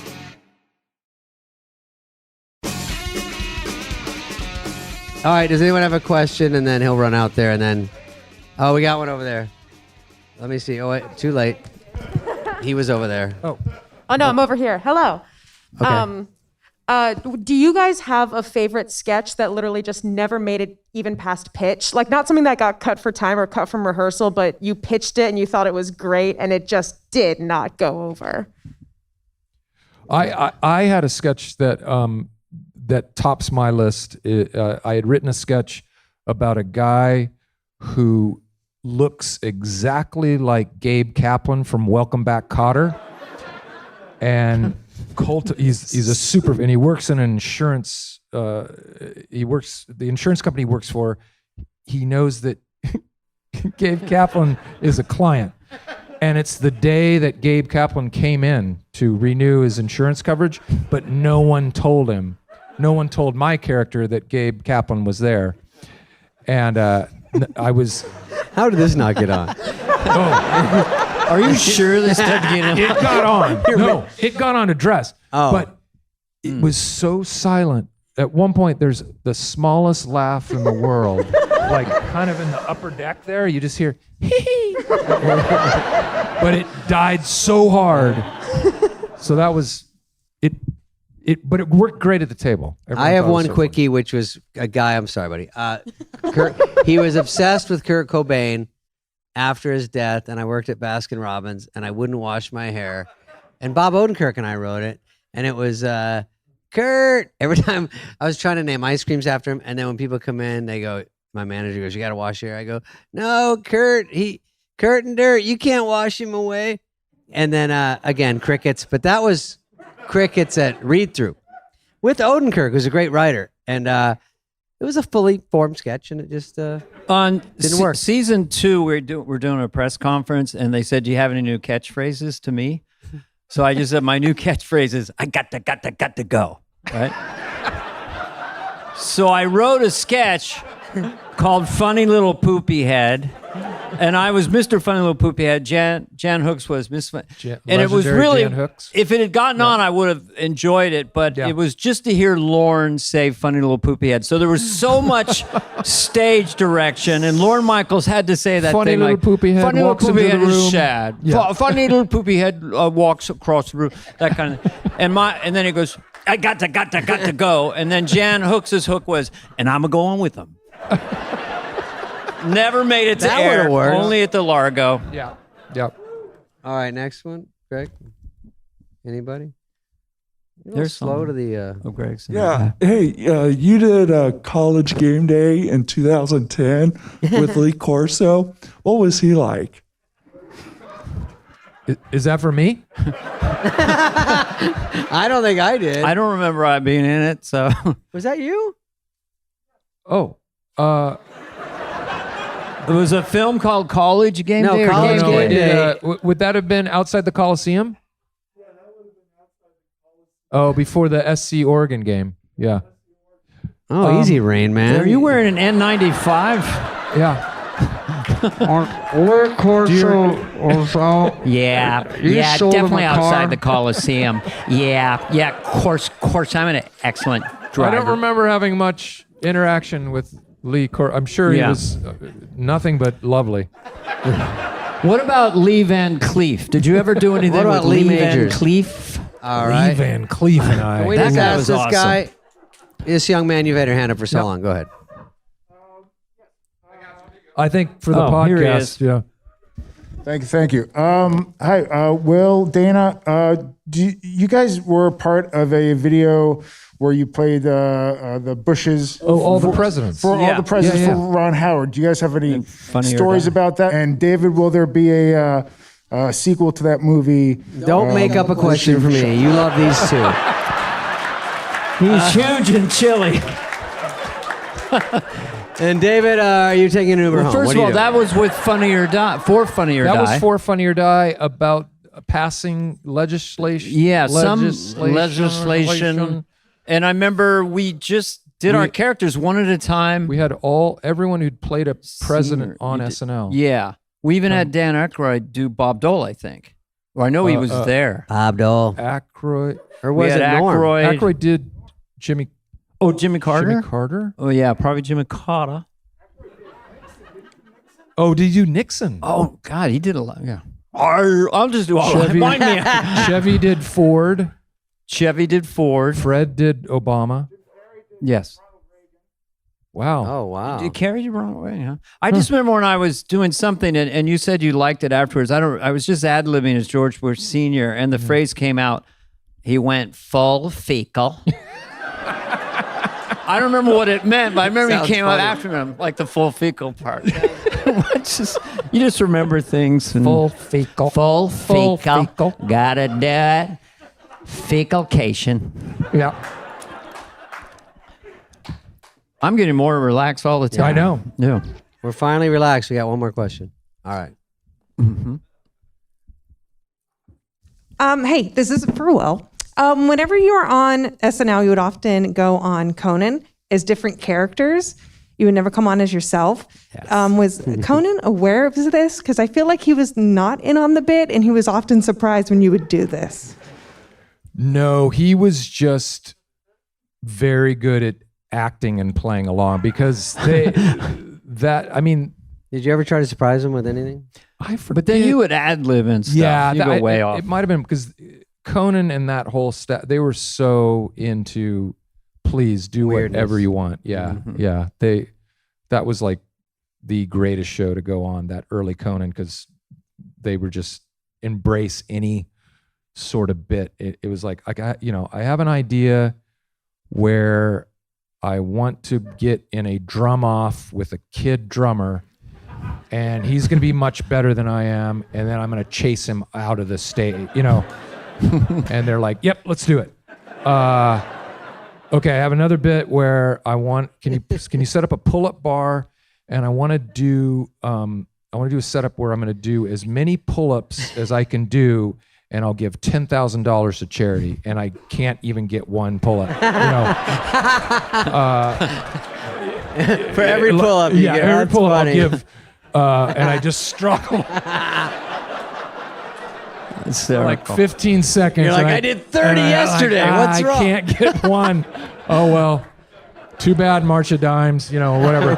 But March of no, they would go for everything. And It seems like you always had a gear where a lot of your stuff, if the sound broke, I call it funny with the sound off, it would still work, Just because like the cowbell guy, just Yeah. the way you were dancing around, Yeah. like it, just all that. And Yeah. Walken was good in that too, oh right? my God. Yeah, Do people know, is this true that you tried it out with different hosts and it never got on until Walken came around? I tried it. Well, it's funny. It was the season before was Norm's last season, because you guys were talking about it with Downey, Okay. the whole Norm getting fired, Mhm. and then strangely enough, he comes back the next year to host. Oh, yeah, and he Which said was they bizarre, fired me. yeah. Yeah. But I tried it at the table with Norm as the record producer. Yeah. And it worked fine, but it just didn't get it picked. And then I brought it back later going, oh no, I'm going to rewrite this for Walken. It's hard to do it twice. It's hard. Yeah. I was there that night. I was doing a guest spot of something. Oh, okay. And I remember that destroying and and we were way over. And Will, where were you? I was about to say you weren't dead center. No, it was way in the corner, the dead corner there. Fuck, people don't know that's the worst. Do you remember what was the? How did that come out? Just suddenly, because it's such a bizarre, incredibly inexplicable idea. That's why it's just as funny now. You could watch it 20 years later. You look funny. It's a weird song. Yeah, listening to Blue Oyster Cult on the radio. Yeah, it was just that hearing cowbell. that faint cowboy going. Does that guy have any friends? You know, is that the only song he ever got to play cowbell on? Yeah. And then I'm like, I'm gonna write that as a sketch. It's not nothing you can pitch. Yeah. And so I write it, and I rewrote it for Walken. And I was just like, oh, I know that if Christopher Walken says I have a fever, and the only prescription is more cowbell, only he can get a laugh off of that. You can't lose, because the stiffer he does it, the more he's married to the cue cards. I have a fever. Yeah. And you're like phonetically almost getting through it, and it's so fucking funny. And I remember. Is Kevin Pollak here? Could you do Christopher Walken? I think is he here? Oh, is he here? No. Oh, Kevin Pollak. This is the world's greatest Christopher Walken impression. Oh shit! I have a fever. Prescription is more cowbell. Kevin Pollak. Kevin Pollak happened to be here. But you would say to Walken, you go, hey, Chris, you're just killing it. You're so funny and everything. And he'd be like, we should have Kevin do it. Really? Because I have the party. Yeah. I have no idea. I just say the lines. He doesn't even get the sketch. And I was like, well, you're doing great. If you say so. Okay. I got in trouble for complimenting him. Yeah. For cowbell. Yeah. I'm just doing Kevin now, but there was something magic about that thing. Anyway, that was something special. I like those ones that live on forever. Those are great. Yeah. So Will Ferrell, you are one of the all-time, and you're still going strong. I don't know what you're doing next, but I was going to ask you, what's the longest break you've had in the last 25 years from doing show business? It seems like did you have 6 months off at one time? Oh, sure. So you take breaks. Yeah, and what do you do during your breaks? You ran 3 marathons. Long time ago. That was just a passion? Yeah, just wanted to run. I retired in 2003. And Lauren wouldn't take you back. Right. Are your kids all taller than me yet? Oh, they're my 13-year. I'm like joking. My 13-year will dominate. Yeah. Yeah. I know kids are 11 when they're taller than me. I'm like, you just hang out. Right? I'm Uber driver for my kid. You know, I have a sophomore in high school, go to his basketball games. That's kind of fun when they're like love it. 10, 11, 12, and you're driving them to school, and I play a day in the life for them. Right. You know, and they play me hip hop and stuff. It was a fair exchange. But there's a lot of fun and cool bonding, because I was noticing my kids weren't talking to me in the car at a given age when I'm driving them to school. And then I would put on AM news radio, and a man was killed today and shot, blood was flying. Yeah. And they're like, Dad, what was that? What's going on? So that really would open them up. But you must have had experiences like that. Maybe it was, but truly, you must have made them fans. We've made a concerted effort to just take the whole summer off, no matter what I'm working on. So we go. I did that too. We go to Sweden, of all places, every summer. So my wife's Swedish. We have a place out there. The boys all speak Swedish. They hang out with their cousins. God, that's too cool. So they're just bonded with Sweden. Yeah. That's hip. Yeah. Isn't most of life just, I feel like even really busy people, most of life is hanging out and talking Absolutely. I mean, isn't that what we do most of the time? Yeah. I mean, we work and stuff, but we just you're just trying to watch something on TV with your wife. I mean, do you watch live streaming shows? Pleasures. Yeah. Do you watch All Creatures Great and Small? If you want liquid Xanax, this is this brilliant show that's just so 1940. I thought the Beatles documentary was that too, in a way. Oh my God. We talk about that so much. Get Back. Yeah. Unreal. Well, it's nice of you to say that. I do. I'm a bit older now. we appreciate that you like it, but we were just lads plunking. I don't know who that is. Is that Billy Preston? It's Billy Idol. Did you meet McCartney, Will, when you were on SNL? Do what? Did you see McCartney? Was he on when you were on? I don't know if he was. I think he was 93, He right? was on. I know when I was there with. He must have been. I know Mick Jagger. Oh, Jimmy did that Mick Jagger. Mick Jagger? Oh, well, I came in Lauren's office. This happened to you at Saturday Night Live Yeah. once. Lauren's office in 8H just during the, and I just walked in and no one told me. And then just Mick Jagger's just sitting there with a little sweater and corduroy pants on and combed hair. Lauren likes to blindside you with a big star. Yeah. He likes to collect china in different coffee cups. Tell him about your stamp collection, Mick. He's very, what you would call erudite. The dinner where Lauren tried to convince me to stay longer. Yeah. Who was there? He kept saying, Mick may stop by. And I'm like, okay. That's what I tell people, but he never Okay. stops by. All right. And we keep talking. He's like, so Mick, he could, because they produced some movie together. Right. And I'm like, yeah, fine. Okay. And then all of a sudden, Lauren's eyes go wide. He's like, he's here. He's here. Okay.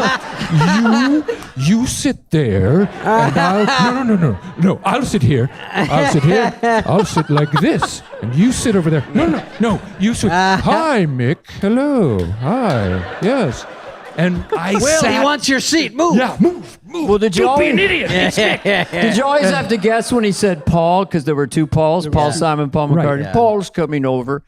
Which one? And so that'd be McCartney. I sat there awkwardly for 45 more minutes. Waiting? With Mick with Mick showed Jagger. up. And I didn't know what to say. Once again, I didn't know what to say. Yeah. And then the next day at rehearsal, Lauren was like, wasn't that the greatest dinner? And Wow. I think he was just excited that he said a celebrity was going to show up, and they actually showed up. What was your most starstruck moment? I for me, like meeting Charlton Heston was a big deal. Like, whoa. Because you meet these hosts and they're sitting down there and then they go, would you like to go say hello to Robert Mitchum? Sure. It's like you're walking down the hall. Marcy would come in. Get in there, Sharon Stone. No one's in there. I'm like, okay. And then you go in She's there. alone. She needs help. That's Marcy. She's reading a magazine. She's like, what? I'm like, I'm supposed to, I don't know. You know what I mean? Marcy. They Sharon did that in to there. me with George W.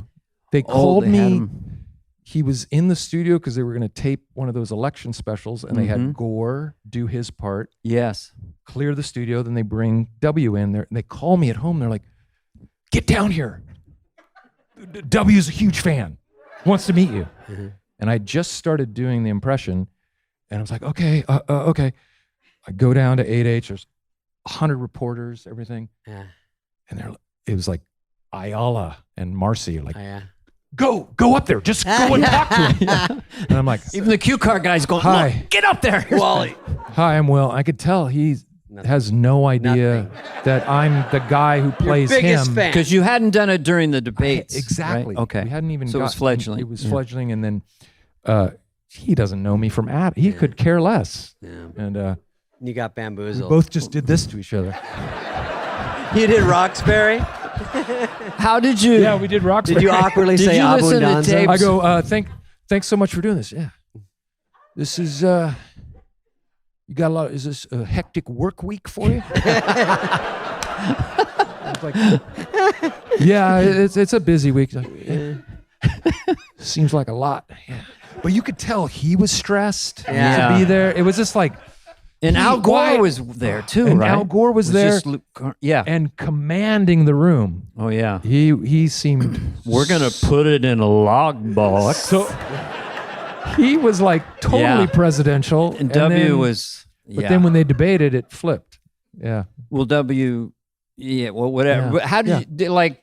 That was did you have to study tapes, or you just kind of got it just by watching him? Watching Daryl And Hammond tightening helped me a little bit. tightening Yeah. the neck, right? That and Squinting squinting a the little bit. eyes, squinting. Yeah. Yeah. But you did Yeah. you did kind of look like him when you I got kinda the whole looked, but- gear on. But I think it got better over time. But at first, it was Same not, with me. It I wasn't didn't that have great. Bush but- Senior yeah. at all. Only Yeah. Ross Perot was quick because it Yeah. was such a cartoon right away. Can I finish one time? Can I finish one time? Can I finish One time. That's all it needed. Just that. One of James, the he's great- basically James Brown. Can I do it on the one? Great political. Can I do it on the one? Yeah. Get on up like a sex machine. And then- Sorry. It's just shtick. Phil Hartman playing Admiral. What's his face? yeah. Whatever. The Oh, running Who was guy. that guy? Which one? No. Stockdale. Is that it? Stockdale. Stockdale. And he couldn't hear out of one ear. there? Perot was That poor guy. driving him. You guys did the driving. skit. Yeah, and then why don't you take a walk over there? And then And he's just going. yeah, who am I? Who am I? Where am I? He was doing Scottdale was confused. Politics is fun. All right. All right, we got to let Will go. We should let Will go, We right? do? He wants to go on. What do you want to do? All right, can we do 3 think questions? Favorite toy as a kid? Don't think too hard. Probably Legos. Legos? Yeah. Wrong. Because his was Stretch Or Armstrong. Micronauts. Did you have a Micronauts? Did you have a Micronauts. bicycle that you really liked? Yeah, Schwinn. Schwinn Stingray? Schwinn, Yeah. Stingray. What was the Banana yellow. TV show or movie when Why, you? why is that funny? Because I think he said, then you said, yeah, that one. Yeah, that one. Well, the Schwinn was famous. was Some people still- I had think there was some only weird one ones. bike. Banana I when we had were a kids. Sears front loader. My parents ran out of Banana money. seat. Yeah. So You had a washing you're a little machine? kid. You're like 8, 10, 11, and there's a TV show or a cartoon or a movie that just made you love show business or just blew your mind. I'll give you an example. Yeah. Ben Stiller said it was the Poseidon Adventure. Like Wow. that made him want to be a filmmaker. That was a cool movie. Gene Hackman. Well, I always loved Shelley Winters. Yeah. she sure had a figure. yeah. Yeah, I would say Poseidon Adventure too. Yeah. Gene Hackman is Yeah. unbelievable. He was great. It's up there. Favorite- That's how we'll live. Up there. 1 inch thinner. I'll Tried, Kevin. I'll remember the real answer driving home Yeah. after this. But the Oh, one thing I saw love- Jason the Argonauts. It could be, I saw those, and Wild Wild West was kind Land of of my the age Lost. You group. like Land of the Lost. Land of the Lost, I loved. But that didn't make me want to go into showbiz. Little House on the Prairie. make you Can I wanna get get That lost? made me want to go into. No. No. What made you want to? Well, I loved. We're not leaving. God, no. We went past a two-parter to a three-parter. The Yeah. pressure's building. It's a 9-parter.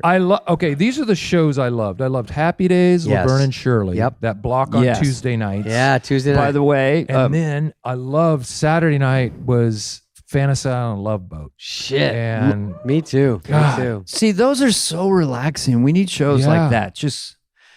but I wanted to live on the Love Boat. I wanted to be Everyone was 'cause it happy. calm and always fun. calm, fun guests every week. And yeah. Julie, the coked up cruise Yeah. director, Yep. she was great. Yeah, I Gavin watched that same McLeod. block. Laverne and Shirley. Yeah. Happy Days and Laverne and Shirley. Fonzie literally jumped the shark. I remember watching that. I made my mom watch it with us. I was like, watch. Isn't it funny to think that Henry Winkler, he was the coolest guy in America Unreal. at that Yeah. point in time. Couldn't believe it. It was so cool. Yeah. Playing And the toughest guy. I knew people thought he could Yeah. beat up anyone. Well, the Fonz could beat up He anybody. never really got in a fight, to be honest. It was No, like, he was he'd all. snap his fingers and they'd run or I something. want. could I don't want never to say date he was myself, sorry. but mine was Danny Kaye. Sorry. He never could say he was sorry, right? Or is that what was his thing? Fonz. Yeah. Oh, was I thought he too- couldn't say. Yeah, he couldn't say something. Maybe I love Something. you. Maybe sorry. Let's call Hank Winkler. I don't know. He's great in Barry. You know what? Let's look at a clip.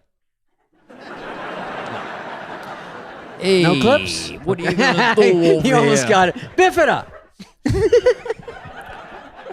You just got a little touch of bifida. I did. Yeah. Spinal bifida. That's what we're going to name this episode. Yeah. That's going to be in the. It's like not funny. I don't know why we keep saying it. I know. Hey, let me take cool it down. Take it down as Denny Miller. I can't. Christ's sakes, we heard from the Spud Man with the spinal Spudley. bifida, raspberries, and the sound effects Well, guy's face. Ferrell's Ferrell going to laid give us down. both a ride home. The Ferrell cat brought it heavy today. Yeah, you did bring it, man. You're funny as My shit. Lincoln Town car is waiting for me. Yeah. I always request a Lincoln Town, Yeah, late for sure. model Lincoln Did you- Town car. Did you buy something when you first got $1 million? Did you buy Yeah. a crazy car or anything? I bought a Something from the Elvis Elvis store? set list. I was thinking, sorry, I'm going to jump. I don't want to be the joke of the thing.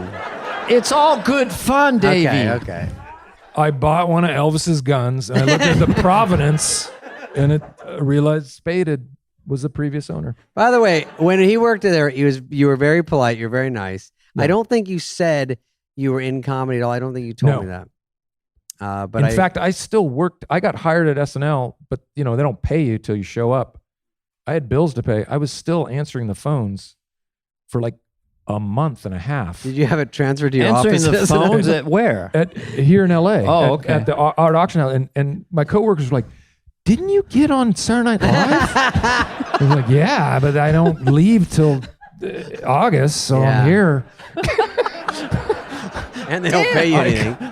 I read it said you were the highest paid cast member ever. Is that true? I don't think so. They said it was, but what was your starting salary?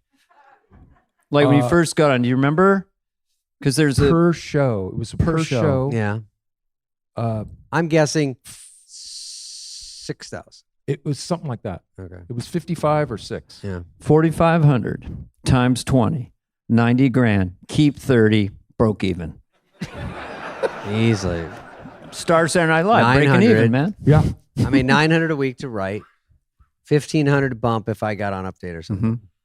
Yeah. And but the male prostitution paid the bills. Yeah. I ran a glory hole on 18. Oh, we don't want to go on that specific. It was just you were a friendly guy. You were a gentleman. I never got that reference because they'd be if your sketch ever scored, they'd be like, that was a real glory hole. I'd be like, what does that mean? Like, never mind. Ask Spade. All right. We're going to take a break and come back with our guest today, Will Phineas. Second half will be better. Second half of the show. Second half of the show. Let's give everyone a 5. Second half will be better. Yeah, take 5. See who stays. I'm going to talk with a Swedish accent. Is this offensive, this accent? That is really authentic. I'm Yeah. Is the Swedish chef a lot Norwegian. getting we don't laid like in the Sweden? Swedes. I know. That's a bad rivalry. Mm-hmm. Well, yeah. Is the Swedish chef get a lot of poontang in Sweden? Be honest. The Muppet character? Yeah. Who else? Hernda, Shernda, Skernda. With you watched the Muppet Show, didn't you? With the human hand. Yeah. That guy was talented. I knew that when I watched. That guy was talented. He could cook. Yeah. And he had a presence. That made you want to be in show business, that character. That's the thing. God, that's your answer. Sesame We were trying to help Street. you. Sesame Street. Yeah. All right. Good Lord. Well, they're turning the lights off. Okay. Okay. You guys, thank you, Will Thank you Ferrell. so Thank much you, for hanging with us. A Thank great you. audience. The great Will Ferrell, thank you very much.